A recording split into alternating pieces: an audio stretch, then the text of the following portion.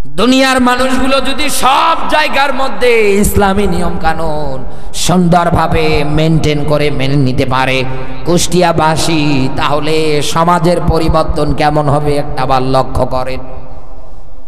হযরত আমার গভীর রজনীতে মরুভূমির পথ দিয়ে হাঁটতেছেন, হাঁটতে হাঁটতে তাকিয়ে দেখে একটা বাড়ি থেকে টিম টিম করে নেমপোবা বাতির আলো।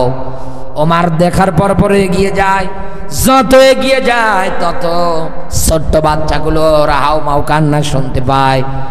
হযরত ওমর বাড়ির কাছে গিয়ে কান পেতে শুনছে, ছোট্ট বাচ্চাগুলো ক্ষুধার যন্ত্রণায় সহ্য করতে না পেরে মাকে ডাক দিয়ে বলে, মা জলদি করে খাবার দাও। সেই সময়টা ছিল গভীর রাত। মা সন্তানদের মুখের দিকে তাকিয়ে বাধ্য হয়ে পাতিলের মধ্যে পানি দিয়ে এরপরে পাথর উঠিয়ে দিয়ে তা দেয়। এখন বলেন তো পাথর কি খাওয়া যায়? আরো জোরে বলেন। ছোট্ট বাচ্চাগুলোকে বোঝাচ্ছে, বাবা এই যে খাবার হয়ে গেলে দিয়ে দেব। হযরত ওমর সব কথোপকথনগুলো শুনতেছে, শোনার পর পরে তিনি বুঝে ফেলেছে ভিতরে কোনো বিপদ হচ্ছে, কোনো কিছু সমস্যা আছে। ঘরের বাইরে থেকে আওয়াজ দিচ্ছে, আম্মা দরজাটা একটু খোলেন। মহিলা ভিতর থেকে কর্কশ ভাষা ব্যবহার করে ডাক দিয়ে বলে, কে পথিক? আমার কাছে সহযোগিতা করার মতো কোনো কিছু নেই, অন্য বাড়ির দরজায় গিয়ে তুমি ডাক দাও। হযরত ওমর মা ডাকার পরেও ভিতর থেকে মেয়েটা কর্কশতা ব্যবহার করলো কেন? কারণ আল্লাহ ইমানদার নারীদেরকে এইটাই ব্যাখ্যা দিয়েছে, ইমানদার নারীরা, তোমাদের স্বামী যদি পুরুষ মানুষ যদি বাড়িতে না থাকে, অবস্থায় কোনো মহিলা যদি কোনো পুরুষ যদি তোমাদের বাড়িতে আসে, আসার পরে যদি ডাক দেয়, তোমরা কর্কশতা ব্যবহার করো। এদেশে আজ কর্কশতা ব্যবহার হয় না, যার কারণে তো গিয়ে ডাক দেয়, ভাবি কি গো, ভাই কোন জায়গায়? বলে বাজারে। ভাবি ডাক দিয়ে বলে, তুমি কে? বলে আমি তো ভাইয়ের বন্ধু। বলে ভাই বাড়িতে নেই? বলে না, বললাম না বাজারে। ও তাই নাকি? বলে হ্যাঁ। কেমন বন্ধু ভাই? ওই ছোটবেলার বন্ধু। ছোটবেলার বন্ধু যেহেতু এসেছে স্বামীর, আসেন একটু চা খেয়ে যান। এই চা খাওয়াতে নিয়ে গিয়ে হাজারো নারী এই দেশে ধর্ষণ হয়। বিড়ালের সামনে শুটকি মাছ দিয়ে আইন পাশ করলে কোনো দিন বিড়াল মানবে না? মানবে? আরো জোরে বলে, মানবে?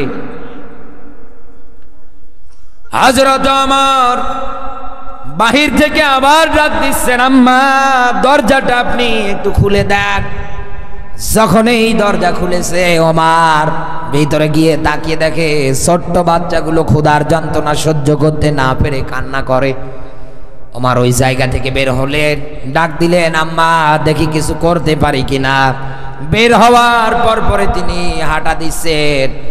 রাজদরবারে যাওয়ার পরে বাইতুল মালের আসলামকে ডাক দিয়ে বলে, আসলাম তরি তরকারি যা আছে সুন্দর করে একটা পোটলা তৈরি করে দাও। রুটি বানানোর জন্য আটা বস্তাতে ভরালেন, পাকা খেজুর বস্তাতে ভরালেন, সুন্দর করে ছোট মোটো একটা পোটলা তৈরি করলেন রাতের খাওয়ার জন্যে। এইবার ওমর ডাক দিয়ে বলে, আসলাম এই পোটলাটা আমার ঘরে চাপিয়ে দাও। আসলাম ডাক দিয়ে বললেন, খলিফা সম্ভব কেমনে? আপনি অর্ধ জাহানের খলিফা, আর আপনি পোটলা বহন করবেন না? এই পোটলা বহন করার জন্য তো আমি আছি। হযরত ওমর ডাক দিয়ে বলেন, আসলাম জোরাজোরি করো না, জলদি করে তুমি পোটলাটা আমার ঘাড়ের মধ্যে চাপিয়ে দাও। এ কথা যখনই বলেছে, আসলাম ডাক দিয়ে বলে, না আমি মানবো না। হযরত ওমর চোখের পানি ছেড়ে ডাক দিয়ে বলে, আসলাম হ্যাঁ তোমাকে আমি বস্তা দেওয়ার জন্য রাজি আছি। কিয়ামতের কঠিন ময়দানে এই দারিদ্র মানুষগুলোর মুখে সঠিক সময় খাবার না পৌঁছানোর কারণে আমার যদি এই রকম একটা পাপের বোঝার পোটলা তৈরি হয়, ওই দিন যদি ওই পোটলা বহন করতে তুমি রাজি হও, তাহলে আজকের পোটলা তুমি বহন করে নিয়ে যাও। হযরতে আসলাম সঙ্গে সঙ্গে সরে আসলেন। ওমর নিজে পোটলা ঘাড়ে বহন করে নিয়ে দৌড় দেয়। মরুভূমির পথ ভেবে ওমর দিয়ে মুখের ফু দিয়ে আগুন ধরিয়ে নিজে রুটি গরম পানিতে দিয়ে আটাগুলো গরম পানি দিয়ে রুটি তৈরি করে পাকা খেজুরগুলো একদাস করে বাচ্চাগুলোর মুখের মধ্যে উঠিয়ে দেয়। হযরত ওমর যখন বাচ্চাগুলোকে গভীর রাতে খাওয়াচ্ছিলেন, মহিলাটা বলে আমি তাকিয়ে দেখছি ওমরের চোখ বেয়ে বেয়ে পানিগুলো আজরে ঝরতেছে। মহিলা তার ওমর চেনে না, ডাক দিয়ে বলে পথিক, কোথায় আপনার বাড়ি, কোথায় আপনার ঘর, কি বা আপনার পরিচয়? আপনার মতো এত ভালো মানুষ থাকতেও ওমর নেতা হয় কেমনে আমার বুঝে আসে না। হযরত ওমর ডাক দিয়ে বললেন, মা আগামীকাল রাজদরবারে আসেন, দেখি কিছু করতে পারি কিনা। মহিলা বাচ্চাগুলোর হাত ধরে সকাল সকাল রওনা দিয়েছে। আসার পরে একজন সাহাবীকে ডাক দিয়ে বলে, ওমর কই? বলে ওই তো। যখন এই বলেছে ওই তো, তাকিয়ে দেখে এই লোকটাই তো রাতের বেলা আমার ঘরে যাওয়ার পরে গরম পানি দিয়ে রুটি তৈরি করে আমার বাচ্চার মুখে খাইয়েছে। না জানি সে মাইন্ড করেছে কিনা, রাগ করেছে কিনা আমার কথাটায় বাচ্চাগুলোর হাত ধরে টেনে ওমরের রাজদরবার থেকে চলে যাবে মনস্থ করেছে।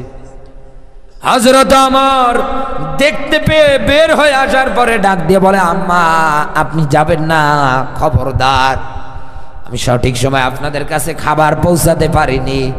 আপনার মনের মধ্যে যদি কোনো কষ্ট, কোনো রাগ হয়ে থাকে, আপনি আমাকে চাবুক দিয়ে প্রহার করেন, করতে করতে যতক্ষণ না পর্যন্ত আপনার রাগ না কমবে ততক্ষণ প্রহার করেন, কারণ আমি আসামি। ও মা, হাত জোর করে বলছি, তারপরেও কিয়ামতের ময়দানে আল্লাহর আদালতে মামলা দিয়েন না।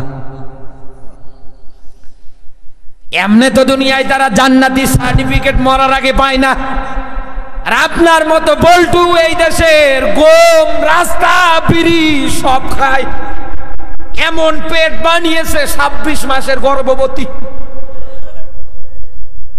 কি পেট গো, সব ঢুকাচ্ছে ওর ভিতরে। আর এই মানুষগুলো মানুষের দ্বারে দ্বারে খাবার পৌঁছে দেওয়া যায় কেমনে?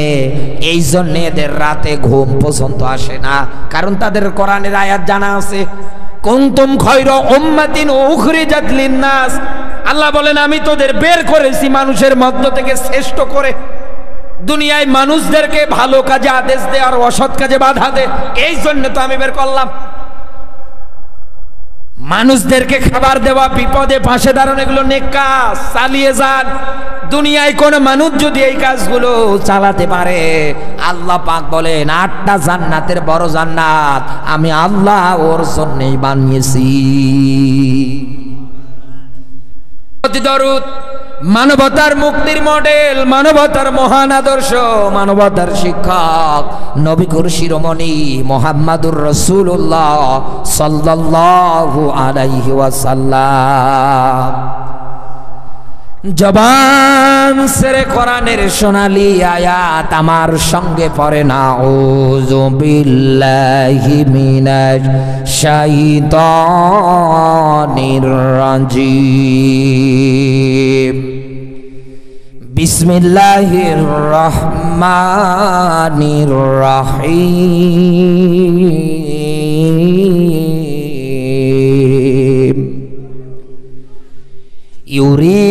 ইউরিদুনা লিয়ুতফিউ নূরাল্লাহি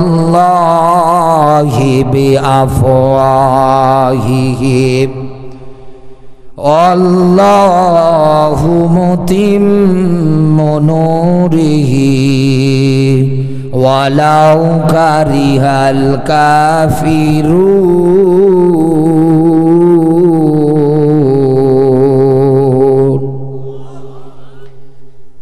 আপনি আমাকে হাত জোর আধা ঘন্টা সময় দেন, যেহেতু আয়াতটা পড়েছি আমি। থাকবেন তো? চলে যাবেন না তো? দেখি তো আল্লাহর এই আয়াতটার মধ্যে কি তথ্য আমার আল্লাহ লুকিয়ে রেখেছেন মুসলিম জাতির জন্য। ইউরিদুনা লিতুফিউ নূরাল্লাহি বিআফওয়াহিহিম, ভালো করে বোঝেন। এতটুকুন শব্দ নিয়ে এবার আমরা নাড়াচাড়া করব, গবেষণা করব। কোরআন যেহেতু গবেষণার বিষয়, আফালা ইয়াতাদাব্বারুনাল কোরআন, আল্লাহর বক্তব্য। কি হলো তোমাদের, কেন কোরআন নিয়ে গবেষণা হয় না? লালনের জীবনী নিয়ে ভালোই গবেষণা হয়, কথা বলেন। কত মন গাঁজা খেয়েছে তাই গবেষণাগার। লোকজন ওই জায়গায় যায়, ঢোল তবলা পেটায়, ওরে টান টানছে গাঁজা। আমি কি ভুল বললাম? ওই দরবারের লোক যদি এই জায়গায় থাকেন, আপনি করেন, আমার নিষেধ নেই, আমার বলার দায়িত্বটা হারাম। আপনি যদি না ছাড়েন, কিয়ামতে আল্লাহ নিজে বাটাম ফাটাবে। আমার বন্ধুরা, আল্লাহ পাক বলেন ইউরিদুনা লিইউতফিউ নূরাল্লাহি বিআফওয়াহিহি। কাফের বেঈমান যারা আছে, মুনাফিক যারা আছে, এই মানুষগুলো দুনিয়ার ময়দানে চাইবে মুখের ফু ব্যবহার করে আল্লাহর নূর, আল্লাহর কোরআন, আল্লাহর নিয়ম নীতি, আইন কানুন সব বিদায় করে দেবে। এটাই তো আয়াতের সরল ব্যাখ্যা। এইবার আমরা এই সরল ব্যাখ্যা থেকে আরেকটু গভীরে ব্যাখ্যায় যাই। আল্লাহ মুখের ফুৎকার বলতে কি বুঝিয়েছেন আসলে? কারণ অধিকাংশ মানুষ মুখের ফু নিয়েই পড়ে আছে। আমি আপনাকে ব্যাখ্যা করে বললে আপনার আর কোনো অভিযোগ থাকবে না। তামাম দুনিয়ার ময়দানে যত মানুষ আল্লাহ বানিয়েছেন, সব মানুষদের ব্যাপারে আল্লাহর একটাই ব্যাখ্যা, খুলিকল ইনসানা দাইফা। হাফেজ সালেম নেই, জিজ্ঞাসা করেন। আল্লাহ পাক বলেন আমি মানুষ বানিয়েছি একেবারে দুর্বল করে। মানুষ কি বলেন না কেন? মানুষ কি ময়দানে ভালোই আপনি গলা ফাটিয়ে চিল্লাতে পারেন, ময়দান থেকে নামার পরে 10 বার যদি বাথরুমে যান, আপনার ঘরের বউটাকেও আপনি মা ডাকবেন, বাধ্য হবে। কারণ আপনি দুর্বল হয়ে যাবেন, শক্তি পাবেন না। আল্লাহ পাক বলেন মানুষ কেমন দুর্বল, দইফা, যেমন তেমন দুর্বল না, ও একেবারে দুর্বল। মানুষের পরপরে এই দুনিয়ার ময়দানে সবচাইতে আল্লাহ আবার ব্যাখ্যা করে বুঝিয়েছে দুশমন ইসলামের, কোরআনের, ইমানদারদের, তার নাম হচ্ছে শয়তান। এই শয়তানের বেলাও আল্লাহ পাক সূরা নিসার ৭৬ নম্বর আয়াতের শেষের দিকে ব্যাখ্যা দিয়েছে, শয়তানের চক্রান্ত একেবারে দুর্বল। তাহলে মানুষ দুর্বল, শয়তান দুর্বল, সবল কারা?